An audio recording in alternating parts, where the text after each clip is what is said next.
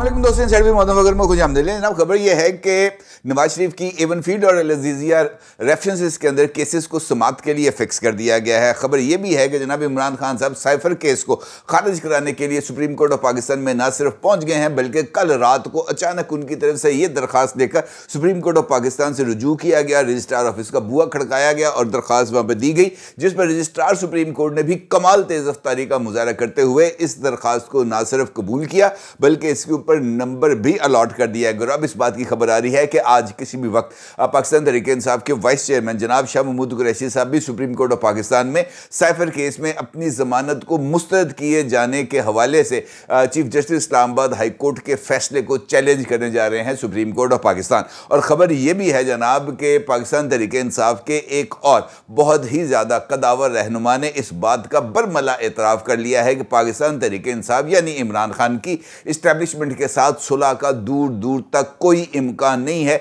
इस चैप्टर को क्लोज समझा जाए। इलेक्शन से पहले कम से कम किसी तरह की मसालियत या मुफाहमत आउट ऑफ क्वेश्चन है। बुज़ाहिर आप कहेंगे कि जनाब ये जो तीनों खबरें हैं, इन तीनों खबरों का आपस के साथ कोई ताल्लुक नहीं बनता, लेकिन असल खबर यही है कि ये तीन खबरें ना सिर्फ एक दूसरे के साथ जुड़ी हुई हैं बल्कि आइंदा हफ्ते होने वाली सियासी उथल पुथल का भी बहुत बड़ा इशारा दे रही हैं, क्योंकि अगले हफ्ते के दौरान सियासत के अंदर भी कुछ तब्दीलियां रूनमा होने जा रही हैं और इसके साथ साथ इमरान खान साहब के अदालती फैसलों के जरिए मुस्तकबिल का तयन भी होने जा रहा है। लिहाजा इन तीन खबरों को अगर हम एक सीक्वेंस में रख कर देखें तो हमारे सामने मुस्तकबिल का मंजरनामा क्लियर हो जाएगा। कैसे? ये एक बहुत ही इंपॉर्टेंट सवाल है और इस सवाल का जवाब तलाश करने के लिए हमें 24 घंटे पीछे जाना पड़ेगा, कम से कम उस वक्त जब इस्लामाबाद हाई कोर्ट में इमरान खान साहब की तरफ से साइफर केस को टेक्निकल बुनियादों पर चैलेंज किया गया था और वहां पर दो रुकनी बेंच जिसको हेड कर रहे थे मिस्टर जस्टिस गुल हसन औरंगजेब साहब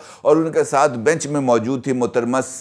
रिफत सुमन साहिबा। तो उस वक्त से हमें चीज़ों को थोड़ा सा कैलकुलेट करना पड़ेगा, क्योंकि उस केस के दौरान इस बात का जो इंकशाफ है वो हुआ था कि जनाब ये जो इमरान खान साहब का केस है इसमें जो हुक्म इम्तना दिया गया है, इस हुक्म इम्तना की वैल्यू इस वजह से नहीं है कि ऑलरेडी एक अदालत की डायरेक्शंस भी आ चुकी हैं और गवर्नमेंट ऑफ पाकिस्तान की तरफ से समरी का एक नोटिफिकेशन भी हो चुका है। लिहाजा गवर्नमेंट ऑफ पाकिस्तान के एग्जीक्यूटिव डिसीजन के बावजूद साइफर केस के हवाले से जो एतराज़ात हैं उनकी कोई लॉजिकल ग्राउंड्स नहीं है, लेकिन इसके बावजूद जो मोअज़्ज़ज़ जज साहिबान हैं उन्होंने इमरान खान साहब के इस केस के ऊपर स्टे ऑर्डर को एक्सटेंड कर दिया मंडे को, यानी 20 नवंबर को। अब 20 नवंबर को इस केस की समाअत होनी है, लेकिन इससे पहले इमरान खान साहब साइफर केस के इखराज के लिए आ गए हैं सुप्रीम कोर्ट ऑफ पाकिस्तान और उनका यह कहना है कि जनाब इस केस को आप यकसर ही खारिज कर दें और ये बात इस तरीके से तसव्वुर कर ली जाए जैसे ये केस मर्ज़ वजूद में था ही नहीं। क्या वजह है इस बात की? क्या इमरान खान साहब को इस्लामाबाद हाई कोर्ट के इस फैसले पर या इस्लामाबाद हाई कोर्ट में खासतौर पर डिवीजन बेंच के फैसले के ऊपर किसी तरह के कोई इतराज़ है? मेरा ये मानना है कि इमरान खान साहब इलेक्शन से पहले किसी भी सूरत साइफर केस का फैसला नहीं होने देंगे और यही वजह है कि वो डिवीजन बेंच की तरफ से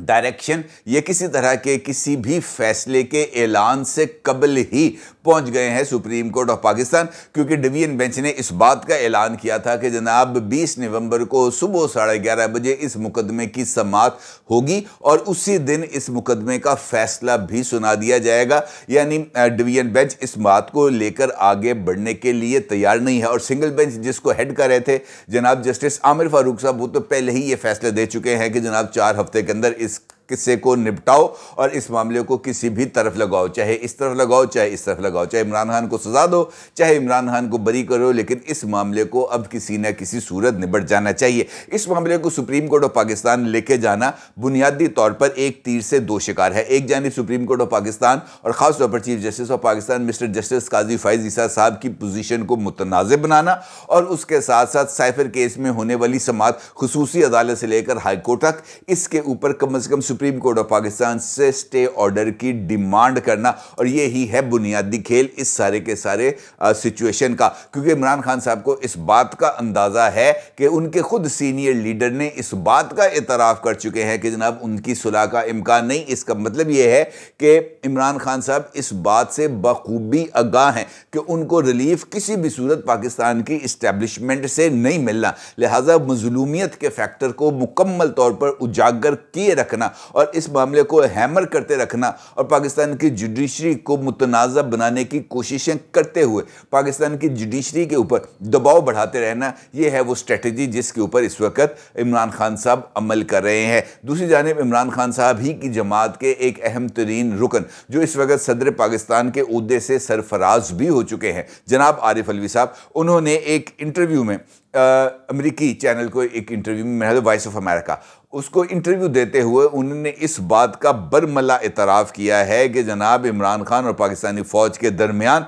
मसालियत में नाकामी हो चुकी है और अब इस बात के इम्कानात बहुत हद तक महदूद होते चले जा रहे हैं कि किसी लेवल के ऊपर इमरान खान और पाकिस्तान की इस्टेब्लिशमेंट के दरमियान ब्रेक थ्रू हो। यानी आरिफ अलवी साहब इस बात को तस्लीम कर रहे हैं कि दोनों तरफ से कुछ इस तरह की जो जेस्चर्स हैं वो सामने आए हैं कि दोनों एक दूसरे के ऊपर एतबार करने के लिए किसी सूरत पे तैयार नहीं हैं और दोनों के दरमियान ना सिर्फ बदगुमानियाँ बढ़ चुकी हैं बल्कि दोनों के ताल्लुकात अब उस लेवल पर चले गए हैं जिनको हम अमूमी तौर पर पॉइंट ऑफ नो रिटर्न कहते हैं। अगर देखा जाए तो सियासतदान या इस्टेब्लिशमेंट के दरमियान मामलात का पॉइंट ऑफ नो रिटर्न पर पहुँचना कुछ ज़्यादा अचंभे की बात नहीं, लेकिन चूंकि ये पाकिस्तान की पॉलिटिक्स है और पाकिस्तान की पॉलिटिक्स चलती ही इस्टेब्लिशमेंट के इशारे पर है कि तू चला जा तो तू आ जा। इस उंगली के एक इशारे या हाथ में पकड़ी हुई कमांड स्टिक का इशारा पाकिस्तान की सियासत की सिमत का तयन करता है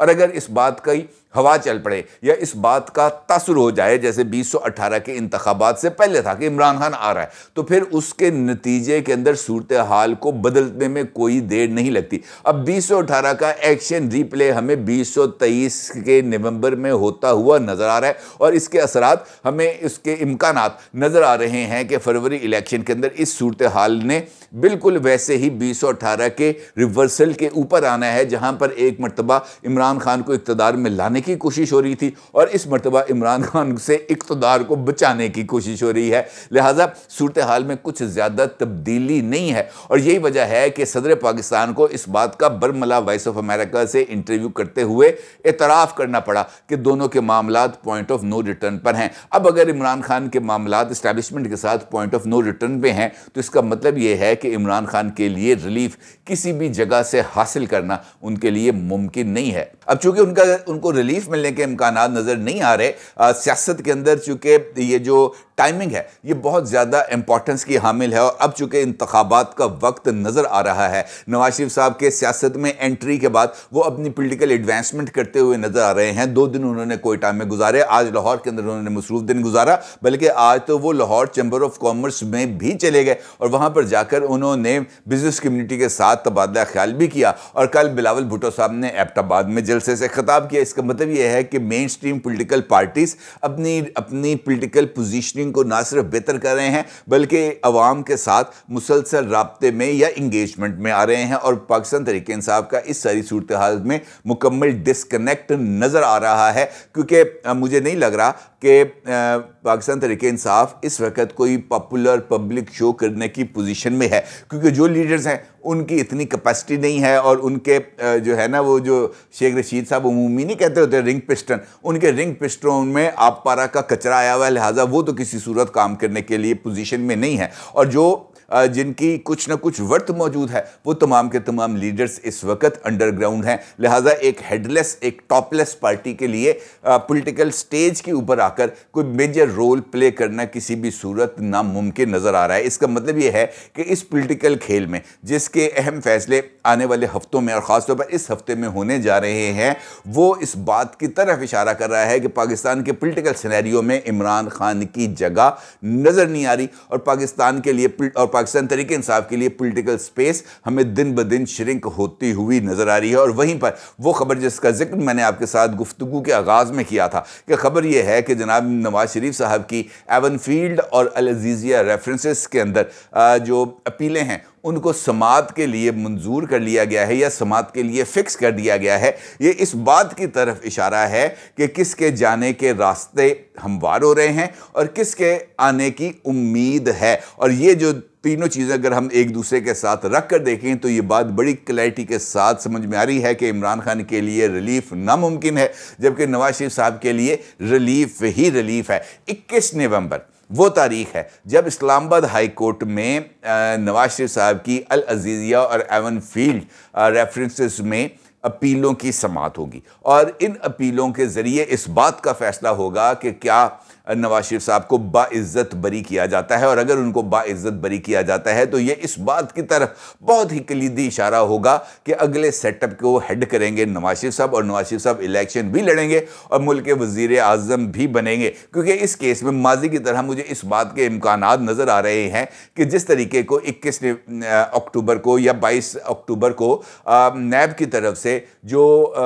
उनके प्रोसिक्यूटर साहब थे वो जिस तरीके से बिन बुलाए मेहमान के तौर पर अदालतों के सामने पेश हो रहे थे और नवाज शरीफ साहब को गिरफ्तार ना करने के हवाले से अपने बयानात और अपने मौक़िफ़ को फाज़िल अदालतों के रूबरू रख रहे थे, इस बात के 110% इम्कानात मौजूद हैं कि वो इसी पैटर्न के ऊपर चलते हुए नवाज शरीफ साहब की इन अपीलों पर या इन अपीलों की मेंटेनेबिलिटी पर किसी तरह का कोई सवाल नहीं उठाएंगे। और इस बात पर भी कोई शक व शुबा नहीं रहना चाहिए कि वो नवाज शरीफ साहब के हवाले से इन रेफरेंसेस को मंतकी अंजाम तक पहुंचाने के लिए भी संजीदा नजर नहीं आएंगे और नवाज शरीफ साहब के लिए इन केसेस के अंदर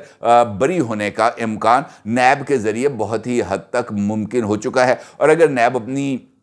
इन केसेस में नवाज शरीफ साहब की बरीयत को चैलेंज नहीं करेगा तो इसका मतलब यह है कि ये केस ख़त्म हो जाएगा। और बुनियादी तौर पर 21 नवंबर को अगर ये केस फिक्स हो जाता है तो इसका मतलब ये होगा कि नैब की तरफ से अगली 1-2 पेशियों में इस मामले को इस तरह निपटा दिया जाएगा जैसे ये मर्ज़ वजूद में ही नहीं रखता। और नवाज शरीफ साहब की बरीयत इस बात की तरफ सबूत होगा कि पाकिस्तानी सियासत के अंदर इस वक्त नवाज शरीफ साहब को चैलेंज करने वाली और कोई शख्सियत मैदान में मौजूद नहीं होगी। और यही वो 3 खबरें हैं जो एक दूसरे के साथ ना सिर्फ जुड़ी हुई हैं बल्कि इस बात की तरफ बखूबी इशारा कर रही हैं कि पाकिस्तान के सियासी मैदान में अब कौन सी उथल पुथल होने जा रही है। और सबसे बड़ा सवाल इस सारी सूरत हाल में यही उभर के सामने आएगा कि क्या पाकिस्तान तहरीक इंसाफ के सुप्रीम लीडर और चेयरमैन इमरान खान इस सारी सिचुएशन को इतनी आसानी के साथ कबूल कर लेंगे। मेरा ये ख्याल है कि इस सारी सिचुएशन का यही एक टर्निंग पॉइंट होगा, क्योंकि इमरान खान साहब जिस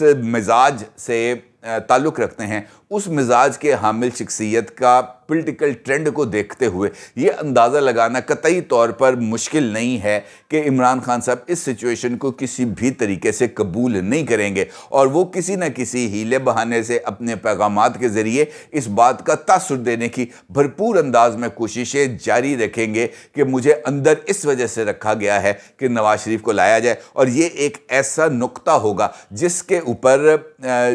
अगर नवाज शरीफ साहब वज़ीर आज़म बन भी जाएं तब भी उनकी साख के ऊपर इमरान खान साहब के पास एक ऐसा पॉइंट होगा जिसको वो मुसलसल मुतनाज़िब बनाते भी रहेंगे और नवाज शरीफ साहब की पॉलिटिकल साख के ऊपर चोट करते भी रहेंगे। इसका मतलब ये है कि अगर ये सब कुछ हो जाता है जिस तरीके से मैंने भी आपके सामने गुजारिश की, तो उसके बावजूद भी पाकिस्तान का सियासी मंजरनामा किसी भी हवाले से साफ नहीं होगा बल्कि गर्द आलूद रहेगा। और इंतखाबात के नतीजे में जिस पॉलिटिकल स्टेबिलिटी और जिस इकनॉमिक स्टेबिलिटी का हम